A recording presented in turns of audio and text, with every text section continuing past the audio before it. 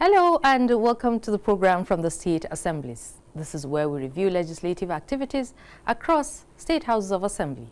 On this episode, Gombe Assembly approves creation of 13 new local council development areas. Cross River Assembly passes Surveyor General Establishment Bill to boost land mapping reforms.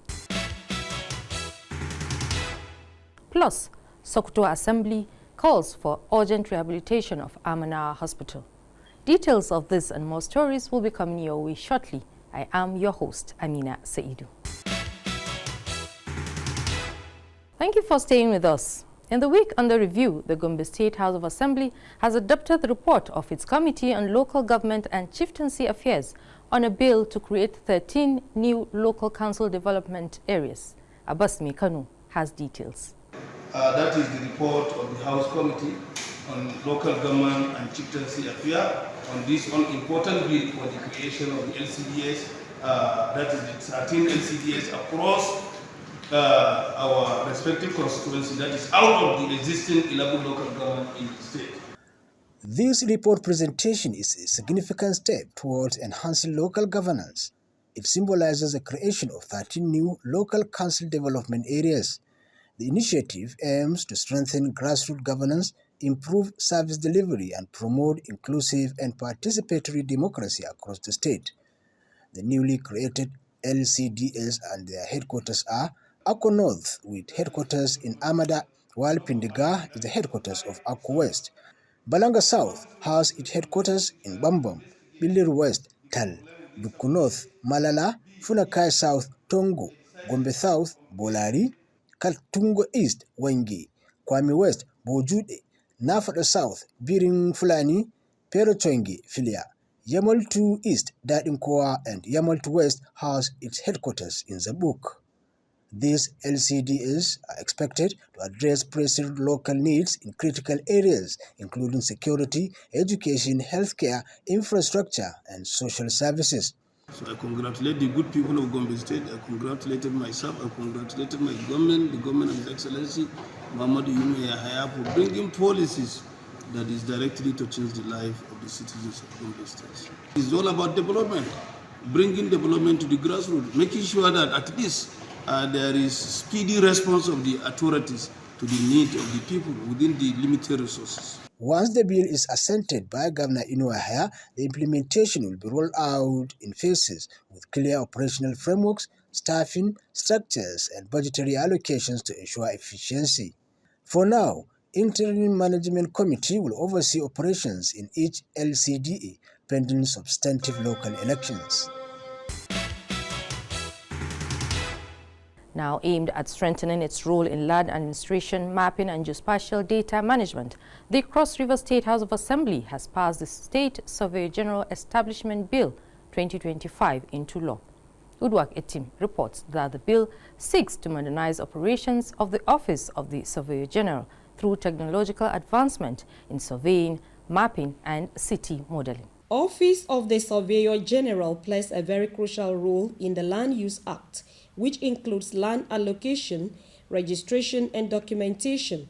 By supporting land-based investment development projects, the Cross River State House of Assembly passed Surveyor General of the State Establishment Bill 2025 into law.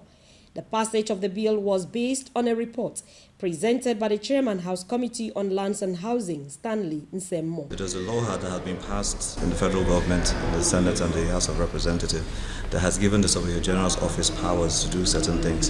And what we've tried to do is to make sure that that office has all the sufficient backing of the law to designate and operate functionally and independently. All those things creates value for land in Cross River State and across the Federation. So what we're trying to do is make sure that the Surveyor General's office is in charge of any mapping, charting, and all of that within the state. And we've put also control measures to make sure they're also under the control of the Governor and under the control of the House of Assembly. Earlier, the House was dissolved to the Committee of the Whole, where Speaker sat as chairman to deliberate on the bill and amendments proposed. The consideration of paragraph B of subsection 1 section 3 of this law to include in compliance employed staff on base salary or salary greater than 1 Rivers State Civil Service School, Assemblies. Speaker, Cross River State House of Assembly, Elvet Ayambem, briefed the House on what transpired in the Committee of the Whole, after which the bill was passed. At the Committee of the Whole, long title was agreed to, commencement agreed to, enactment agreed to. The Cross River State Office of the Surveyor General of the State Establishment Bill 2025 has been read a lot of times and passed into law. Surveyor General of the State Establishment Bill 2025 was restructured into 4 parts, with 23 sections, which include establishment, functions and powers of the office, staff administration and structure of the office, financial as well as general provisions. In a bid to enhance intercommunity connectivity, facilitate economic activities, promote rural development, and contribute to the overall well-being of residents of Etung local government area, the Cross River State House of Assembly is calling for the construction of Efara Etomi Aba Debendi access roads. This is sequel to a motion raised by a member representing Etung State Constituency, Kingsley Ntui. Again, Udwak Etim tells us more. Poor road network usually affects movement of people and goods, while limiting access to essential services, including healthcare, education, local markets, private investment and development initiative. Absence of good internal access route in a Etung local government area prompted a motion sponsored by member representing Etung constituency in the Cross River State House of Assembly, Kingsley Ntui, calling on the executive arm of government through the Ministry of Works and Infrastructure to commence construction of a link road from Efraya through Etomi to Abia and Bendege Ekim communities to enable access into the local government headquarters and also connect major communities within the area. The construction of the Efraya Etomi Abia Bendege access road will enhance intercommunity activities, facilitate economic activities, promote rural development, and contribute to the overall well-being of residents of the Etung local government area, Mr. Speaker. Mr. Speaker, my dear colleagues, let me at this point call on you to look at this aspect as an extreme emergency for the Etung. Co-sponsors of the motion made their contributions. We are talking of cocoa production in Cross River State. Today, Cross River State is the watermark because of the two local government in respect of cocoa production. Mr. Speaker, what can you give back to them? What is expected, what should we give back to them? And I think Etung is not asking for so much. They deserve good road network for us to encourage the cocoa production to make sure Cross River State will continue to be the state government will stand another chance also to benefit from the outcome because the economy will boost the economy and will increase the capital income, will also increase the IHR of the state and it will also help the development in the local government. Mr. Speaker, it's based on this reason, I rise to support and to call on other colleagues to elaborate on this motion to please give this motion a speedy passage.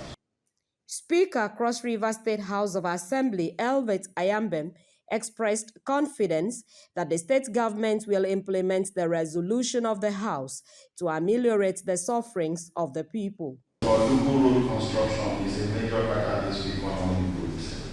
Let me thank this next assembly for the speech we gave in the passing of the rural roads law, the Bill law.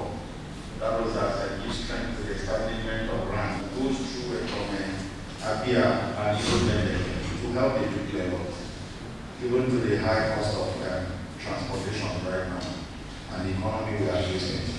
It's a motion that every member should support. Thank you, Udwak.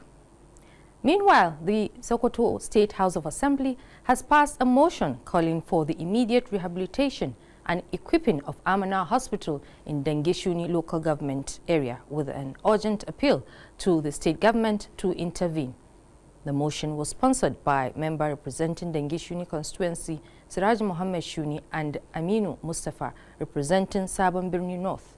Shehu Anka has more. As a matter of urgent public importance, the lawmaker representing Sabon Birni North in the Sokoto State 10th Assembly, Aminu Mustafa, said that due to excessive rainfall, communities Kumbila, Makwana, Faru, Informa, and Magajin Dawaki, among others, are in urgent need of government intervention following flooding that destroyed their farm produce. He added that the route linking Sabon Birni with Zamfara State and Niger Republic has been cut off, making transportation difficult, especially for conveying farm produce to nearby markets. I'm appealing to this honorable House to, as a matter of urgency, call on the state government and the relevant agencies to intervene.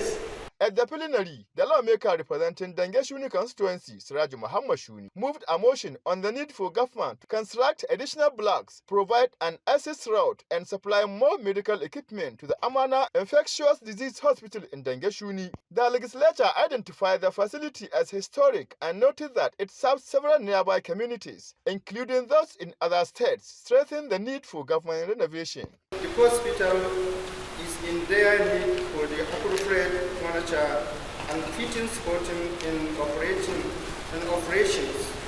This will go a long way in enhancing the effectiveness of the healthcare service delivery in the state. In their contributions, members described the hospital as a critical institution that eases access to healthcare for the electorates. The Deputy Speaker, Kabir Ibrahim Kwari, who presided over the plenary, after careful consideration of the motions, announced the House approval, calling on government to act promptly. After the resumption of the legislatures from their retreat in Abuja, the House has deliberated on two motions that aim at improving the living standards of the electorates in the state. You're watching the program from the State Assemblies, a program that reviews legislative activities in the State Houses of Assembly across the nation. We now take a break. When we return, Ogun Assembly probes local government accounts. Speaker engages Immigration Service over Ogu tribe allegations. As Kano State Assembly swears in two new lawmakers. Stay with us. Are you looking for a short channel to make your business, goods and services go viral? Look no further, as NTA Parliament is your short channel. Take advantage of our wider reach and advertise your products and services on NTA Parliament DSTV channel 370, GoTV channel 126, StarTimes channel 306, and Free TV channel 706. For more inquiries, contact the Marketing Department, NTA Parliament, NTA Headquarters Area 11 Garki Abuja, or call these numbers 080-383-40464 or 080-770-78055. NTA Parliament, strengthening Nigeria's democracy. You're welcome back. We now take you to Ogun State, where the House of Assembly Committee on Public Accounts and Anti-Corruption has concluded consideration of the Auditor General's report on local government councils with a charge on them to be committed to transparency and accountability in project execution and delivering of dividends of democracy to the people at the grassroots. Parliamentary correspondent Yemi Dalemo reports that the Speaker of the House, Oludaise Lemide, also engaged leadership of Nigerian Immigration Service on allegations of maltreatment of some members of the Ogu tribe residing in border communities. The Public Accounts and Anti-Corruption Committee rounded off the consideration of the Auditor General's report on local government councils, describing the exercise as thorough and transparent process with a promise that its findings and recommendations will be implemented to improve public financial management. Chairman of the committee, Damilare Bello, gave the assurance after taking on Imekwafon, Yewa North and Shagamu local government councils, and noted that the exercise had afforded the legislative arm the opportunity to scrutinize public accounts and ensure accountability in governance. Generally, we have noticed that local government activities have been so idle, and we've seen some lazy activities going on in our local government, but recently we have seen a bit of improvement, and we have to acknowledge that there is a lot to be done to ensure public money is well secured, and block of leakages are one of our targets in our next session. The Speaker of the House, Oludaisi Elemide, has challenged the management of the Nigerian Immigration Service in the state to discharge their responsibilities with a high level of professionalism through promotion of due diligence and integrity to achieve a prosperous nation. But till Nigeria gets to the right path and we move on the right path, let us continue to contribute our own quota, play our role, discharge our duties with utmost integrity, with utmost honesty and faithfulness. Most of us are human. Numerous unofficial crossing points scattered across the state, particularly in border communities such as Diroko, Ilara, Mekwafo, and others, which have become active routes for undocumented migration and unchecked movement of persons and goods. Patrol vehicle, motorbikes for off-road surveillance, communication gadgets, and manpower are critically needed to effectively secure these borders. In recent months, we have recorded a disturbing increase in illegal migration into Ogun State. The Ogun State Controller of Immigration, Olufunke Odushote, solicits legislative collaboration and public sensitization to address illegal immigration and child trafficking, promising interagency collaboration to prevent the crime in high-prone local government areas across Ogun State. In another development, the Kano State House of Assembly has sworn in 2 new lawmakers who emerged winners at the recently conducted by-elections. Samira Hamis Shura reports that the 2 lawmakers are representing Bagwai Shanunu as well as Gari Tsanyawa, completing the total number of the legislators to 40 as required by the Constitution. This Tuesday's plenary at the Kano State House of Assembly is a historical one because this is the first time lawmakers are going to be sworn in this temporary chamber, and also since the inauguration of the 10th Kano State House of Assembly under the leadership of Speaker Jibril Ismail Felgore.